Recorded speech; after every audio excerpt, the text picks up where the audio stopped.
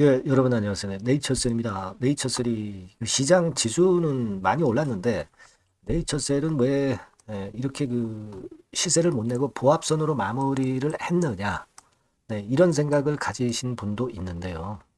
근데요, 여러분들이 이 네이처셀의 주가 예측을 잘 하려면 이 전체적인 시장 흐름도 항상 생각을 하시고 나름대로 예상을 좀 해보셔야 됩니다. 이 전체 시장을 보면 네이처셀이 왜 보합선으로 마무리가 됐고 앞으로 어떤 상황이 될 것이다를 어느 정도 예상을 할 수 있는 겁니다. 그 전체 시장을 우리가 생각하지 않고 그냥 네이처셀만 볼 때는 여러분들이 어떤 뭐 단기적인 판단이나 이런 부분에 있어서 좀 우를 범하실 수도 있어요. 그래서 제가 오늘 이 부분에 대해서도 말씀 좀 드릴 거고요. 수급 그리고 주가 동향 역시 제일 중요하죠. 네, 이 부분도 아울러서 말씀을 드리도록 하겠습니다. 그리고 여러분 오늘 제가 새롭게 영상 후반부에 이 매집주를 하나 공개를 할 겁니다. 네, 요거는 처음 드리는 건데 여러분 대한민국 정치가 변하고 있죠. 그러니까 이 건과 관련한 정책주는 우리가 잘 모아두면은 아주 큰 시세 낼 개연성이 좀 있어요. 근데 이제 잡주 말고 제대로 재무나 실적이 동반된 거, 요런 쪽만 제가 말씀드리죠. 예, 요 매집주는 영상 후반부에 공개할 테니까 여러분들 꼭 참여하셔서 대박 내시기 바랍니다. 네, 자, 그럼 네이처셀 바로 말씀드릴게요. 자, 구독, 좋아요, 알림 설정 너무나도 감사합니다. 여러분들의 응원이 있기 때문에 저도 이렇게 여러분들에게 좋은 내용의 영상을 드릴 수 있는 거라고 봅니다. 앞으로도 많은 성원 부탁드립니다. 자, 네이처셀 좀 답답할 거예요. 왜냐하면 오늘 하루만 봐가지고는 그냥 보합이거든, 보합. 야, 이거 오늘 보니까 올라간 종목이 엄청나게 많다. 근데 이거 왜 이러냐? 막 이런 유감 표시를 하실 수 있는 분도 이제 계실 수 있어요. 그죠?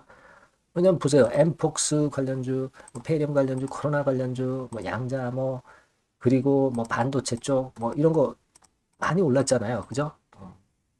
근데 왜 이 모양일까? 이렇게 생각할 수 있는데, 그게 바로 원인이죠. 그게 바로 원인인 겁니다. 아시겠습니까? 그러니까 다른 쪽들의 매기가 붙다 보니까 이쪽에 매기가 약간 약화된 거예요. 근데 여러분이 그걸 생각하셔야 됩니다. 그러면 오늘 좋았던 종목들이 매일 매일 시세를 내면서 시세를 냅니까? 시세를 내고 올라갑니까? 사실요, 여러분 그 IT 쪽에 그 삼성전자라든가 이런 쪽 올린 것은 CES 2025가 1월 7일 날 현지 시간으로, 그러니까 우리나라 시간으로 1월 8일이죠. 이때 개최가 되잖아요. 그래서 그 건과 관련해서 이 IT 주들이 좀 움직인 걸로 봐야 됩니다. 그러니까 이게 이 1월 7일 우리나라 시간으로 한 1월 7일까지 정도면 이것에 대한 선반영이 이루어지고 그리고 또 흔드는 패턴이 또 나타날 거예요. IT는 바닥을 만들어야 돼요. 그죠? 지금 바닥을 아직 안 만든 과정입니다. 좀 더 시간이 필요하잖아요.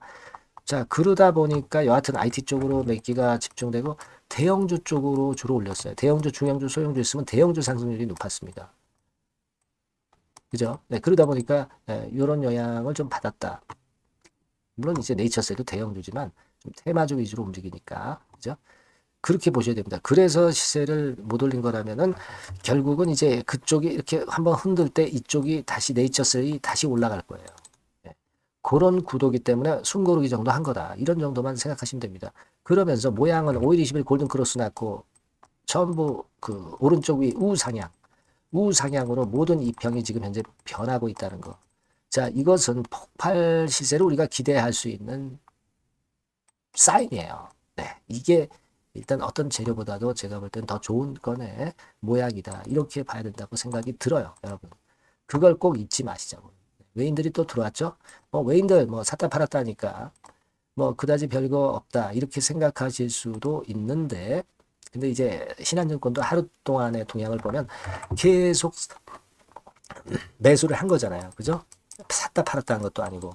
그러니까 일별로 보면은 신한도 팔고 사고 하지만 순매수 잔고가 자꾸 높아지고 있어요. 그러면 주가 올라갈 수 있어요. 여러분. 신한 창고의 모습은 그렇게 봐야 될 거라고 생각이 됩니다. 그리고 여러분 지금 환율이 좀 위쪽으로 올라갔다 좀 떨어지죠. 약간 떨어지면서 괜찮아요. 그러니까 환율이 하락하면은 원달러 환율이 하락하면은 결국 원화 가치 예전에 비해서 높아지는 거니까 이 외인들이 한국 주식을 삽니다. 사요. 그러면 전체적으로 온기가 네이처셀에도 들어올 거다 이런 얘기입니다. 그리고 비트코인 같은 경우 지금 뭐 일단 안 좋잖아요. 한번 꼭지 치고 흔들흔들 하지 않습니까? 그러니까 이쪽에 몰렸던 자금들이 다시 주식시장으로 들어온다고. 네, 이런 부분들도 우리가 놓치지 말자 이거예요. 그죠? 네, 이런 시장의 흐름을 알아야 네이처셀에 대한 상황에 대한 이해가 생기고 주가를 잘 볼 수가 있는 것이다. 저는 그렇게 좀 말씀을 드리고 싶고요. 자, 그리고 이제 뭐 일단 공매도 잔고는 62만 주로 줄었다는 거 말씀드렸죠. 그 이후 수치는 아직 안 나왔고요. 이 공매도 전산을 착수했다는 재료가 나왔습니다. 등록번호 발급 서비스 개시하기 때문에 이제 공매도 세력들이 과거보다 자의적으로 매매를 하지 못할 가능성이 크고 네이처셀 입장에서는 이런 부분들도 간접적으로 결국 도움이 될 거예요. 그렇게 보고요. 그리고 첨생법 관련 재료가 또 나왔죠. 그러니까 이 첨생법 재료는요. 2월달 실시 전까지 이제 엄청 나올 거예요. 특히 1월달, 2월달에 많이 나올 것 같아요. 그러니까 이런 기사건들이 나올 때마다 네이처셀이 각광을 받는 것은 당연한 거 아니겠어요? 예. 여기 이거 나오지 않았습니까? 그죠? 네, 1월 6일 6시 3분에 모멘텀의 기폭제 될 거. 이런 건의 기사가 엄청 나올 거라고요. 예. 그럼 아무래도 이 첨단 재생법 관련주들 시세를 낼 거라 이런 얘기입니다, 여러분. 네, 그거예요. 그러니까 이런 부분들을 우리가 기대를 하기 때문에 이렇게 차트 배열이 긍정적으로 전개가 된단 말이에요.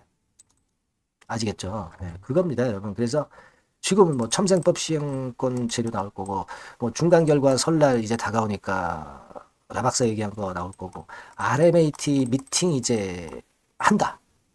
미팅 미국 갔다. 뭐 이런 얘기 나오면 또 뜰 수 있는 모멘텀이 되고, 그리고 라박사 라방에서 동결 제형 암 치료 백신, 그리고 뭐 농구 선수, 유명 선수 무료 치료, 뭐 이런 건에 대한 짭짤한 이야기들이 나오면서 시세 낼 수 있어요. 그죠?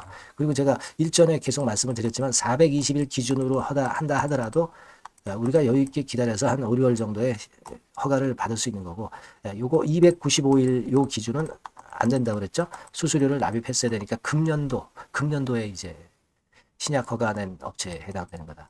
그죠? 네, 그렇게 말씀을 좀 드릴 수 있는 거예요. 그러니까 이건 일단 지금 허가 받기 전에 기간이 좀 걸리는 것은 오히려 주가가 기대감으로 오를 수 있는 시간을 버는 거니까 나쁘다고 생각할 필요가 없어요. 네.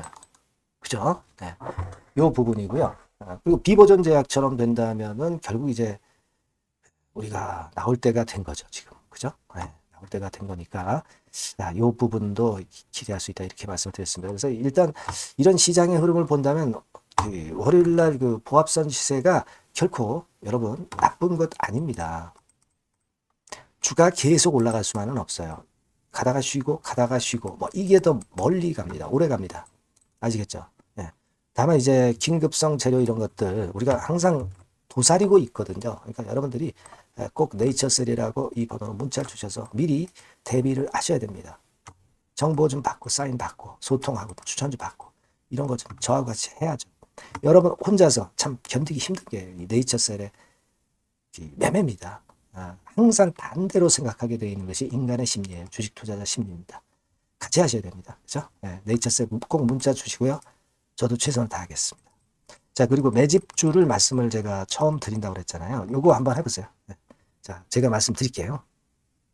네, 말씀드릴 종목은 바로 매집주에 대한 거예요, 여러분. 매집주라고 한다면은 모아가는 거죠. 네, 결국 이제 한 번에 사지 않고 나눠서 분할해서 매수를 해서 결정적인 기회 때 튀면 그때 대박을 먹는 종목이 바로 매집주예요. 그래서 오늘 제가 소개를 드릴 종목은 바로 이 매집주입니다. 네, 매집주기 때문에 여러분들이 투자 기간은 뭐 단타로 하는 것이 절대 아니고요. 한 1 내지 3개월 정도 보시는 게 좋아요. 네, 이게 빠르면 뭐 물론 1개월 정도에 터질 수도 있고 늦으면 뭐 3개월 뭐 이렇게 보시면 되겠고 초창기에 이제 모아가는 겁니다. 네, 그런 매집주로 이제 말씀을 드리는데 주가 자체는 한 2만 원에서 4만 원 선 정도의 적절한 가격선에 있습니다. 저가주가 뭐 매력은 있지만 여러분 리스크가 상당히 크다는 거 아실 거예요. 네, 이 정도 종목이 딱 좋습니다. 우량 중형주 정도의 자본금을 가진 그런 회사다. 이렇게 보시면 되고요. 시총은 3천억에서 한 6천억 정도 수준 적절하죠. 그리고 자본총계. 역시 자본총계는 뭐예요? 자산에서 부채를 뺀 게 자본총계죠. 즉 그 회사의 재산을 얘기하는 겁니다.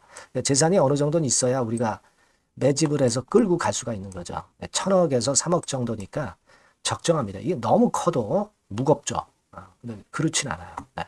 그리고 목표 가격은 더블 가격이나 또는 세 더블, 세 배, 요 정도, 그 정도를 목표로 하는 그런 매집주를 지금 이제 설명을 드리는 거예요. 네. 이 종목이 그럼 어떻게 생겼는가? 주봉 주가 차트부터 한번 보면은요. 자, 이런 모양으로 지금 현재 전개가 되고 있습니다. 그러니까 한참 바닥을 만들다가 이른바 구덩이를 판다 그러죠. 네, 구덩이를 파면서 개미를 털게 만들고 거기서부터 쭉 올리기 시작하는 거예요. 그래서 사실 여기부터 여기까지는 한 더블 정도 시세는 이미 냈어요. 네, 하지만 여기서 조정파가 지금 진행 중이고 진짜 승부는 2차나 3차 시세에서 승부가 나리라고 그렇게 보여집니다. 예. 그래서 이런 주봉 차트를 갖고 있는 종목이다. 요거 말씀을 좀 드렸고요. 최대 강점은 뭐냐면은 이제 헤비급 정책 관련주예요. 헤비급. 근데 정책 관련주라고 한다면 여러분들 어떤 걸 생각하시겠어요? 지금 차기 대선을 여러분들이 생각 안 할 수가 없죠. 네, 그 정책이 제일 강력한 그 정책이란 말이에요. 정책 이슈란 말이에요. 뭐 사실 여러분들 잘 아시겠지만 인물해서 관련주들이 대부분 다 움직였어요. 그러나 정책 관련주는 지금 현재 움직이지 않고 있고 이게 뜨면은 더 클 겁니다. 정책 관련주의 이점은요. 인물 테마의 강도가 죽으면 바로 제자리 가지만 정책 관련주는 절대 그렇지 않습니다. 조정을 받아도 큰 폭으로 아주 급등하지 않은 이상은 자기 자리를 잘 사수를 해요. 그러니까 좀 방어적인 이점도 있는 가운데 큰 시세를 기대해 보는 거예요. 요건과 관련된 헤비급 정책 관련주 대장이라고 저는 말씀을 좀 드리고 싶어요. 그겁니다. 그러니까 최근 시장 어렵잖아요. 최근 시장에 휘둘리지 않아야 될 거 아닙니까? 그런 종목을 제가 요 정책 관련주 중에서 선택을 했고요. 아까 우리가 본 대로 재무 실적이 역시 안정적이라는 거. 이 부분인데요. 여러분들께 이제 그림을 하나 보여드리면, 표를 하나 보여드리면, 연간 실적 같은 경우가 계속 영업이 꾸준히 잘 나고 있어요. 그러니까 보통 이제 테마주 그러면은 실적도 형편없는데 주가만 위쪽으로 크게 올리기 때문에 그 후유증이 엄청 크잖아요.